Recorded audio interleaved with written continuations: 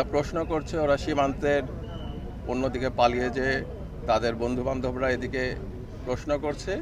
গণভোট জুলাই অগাস্টে যারা আত্মাহুতি দিয়েছেন বাংলাদেশ পরিবর্তনের জন্য, তাদের যারা সহযোদ্ধা, তাদের উদ্যোগে যে জুলাই সনদ হয়েছে সেই সনদ বাস্তবায়নের জন্য গণভোট। যারা জুলাইয়ের গণভ্যুত্থানের বিপক্ষের শক্তি, তারা এটা নিয়ে কিছু ভাবতে পারে, প্রশ্ন করতে পারে। বাংলাদেশের জনগণ জুলাইয়ের কাফেলায়, তাই বাংলাদেশ গণভ্যুত্থানের পক্ষে অবস্থান নিয়েছে।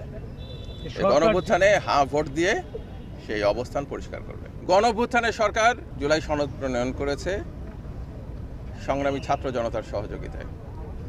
এই সনদ বাস্তবায়নের দায়িত্ব সংগ্রামী ছাত্র জনতাকে সঙ্গে নিয়ে এই গণভ্যুত্থানের সরকার কাজ করছে এবং এটাই করবে ইনশাল্লাহ। 12 তারিখে গণভোটে হ্যাঁ ভোটের মাধ্যমে সেই জুলাই সনদের পক্ষে সমর্থন ব্যক্ত হবে এবং স্থানীয় পর্যায়ে বিভিন্ন কনস্টিটিউয়েন্সিতে পছন্দ মতো প্রার্থী নির্বাচিত হয়ে আসবে এই পার্লামেন্টারি নির্বাচনে। বাংলাদেশের মানুষ ইতিহাস রচনা করেছে।